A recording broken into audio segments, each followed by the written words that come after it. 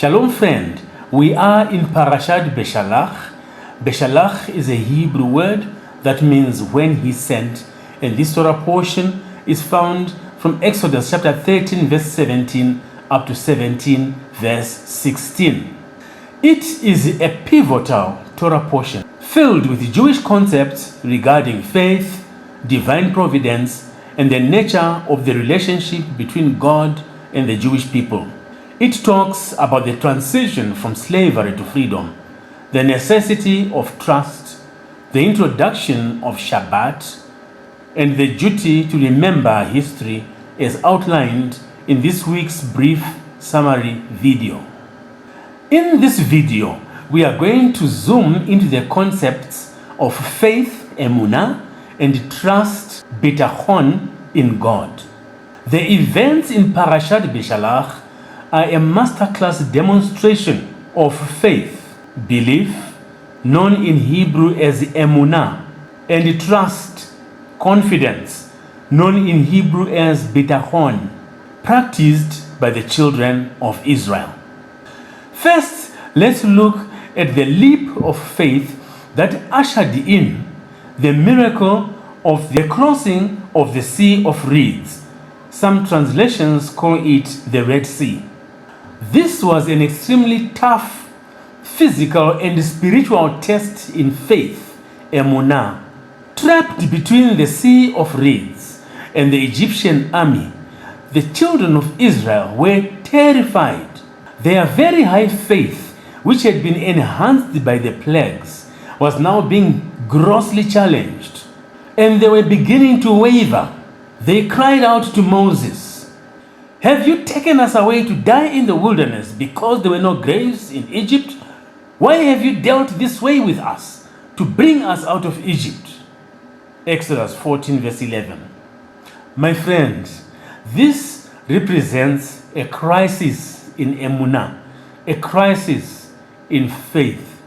They had believed that God had left them, had abandoned them. And what did God do?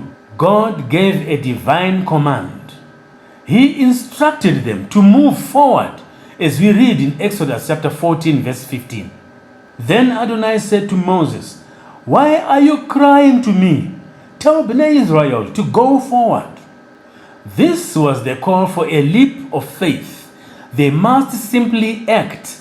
They must simply ma'aseh before fully hearing or understanding how they are going to be saved. They must na'aseh before they nishma. A serious act of trust was needed here. Yet in all this, Pharaoh's imposing army was gaining in on them. They were closing in. They were getting closer and closer.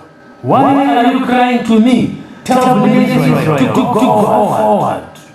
According to Jewish Midrash, a man by the name of Nachshon ben Aminadav was the first to step forward into the swirling waters, demonstrating ultimate bitachon. And what is bitachon? It is a Jewish word which means a complete, restful trust and confidence in God. Bitachon. The Midrash teaches us that only when the water reached his nostrils did the sea begin to part. And what does this teach us? This teaches us that this bitachon, this confident trust in God, is not passive waiting. No, my friend. Bitachon is active movement forward in trust, even when the path is not yet clear. Matthew chapter 6 verse 33 says, "But seek first the kingdom of God and his righteousness, and all these things shall be added to you."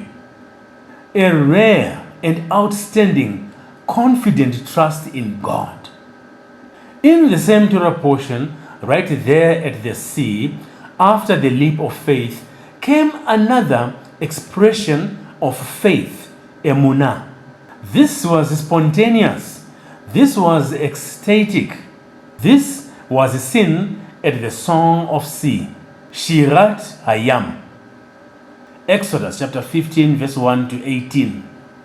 The Song of Miriam, a song of praise that highlights God's absolute sovereignty, sung after witnessing miraculous deliverance from God, Israel's warrior and Israel's protector.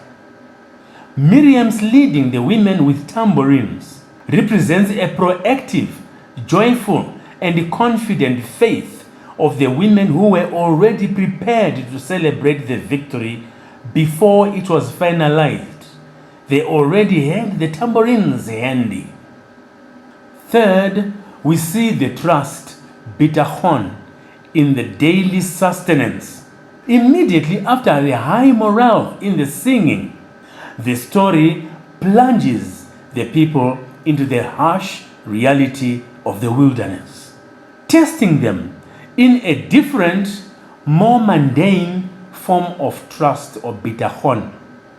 The test of the bitter waters at Mara, the manna and the quail, giving them training in daily reliant trust. The incident at Massa and Meribah, which shows that faith or emunah is fragile and that trust can easily crumble when physical needs feel urgent. Parashat Beshalach teaches that emunah and bitachon are not static. They need to be developed through the experiences that we go through in life, both in the moments of miraculous rescue and in the challenges of the daily journey of life. These are some of the lessons that we learn in Parashat Beshalach. Thank you so much for watching, and Kol Tuv. All the best.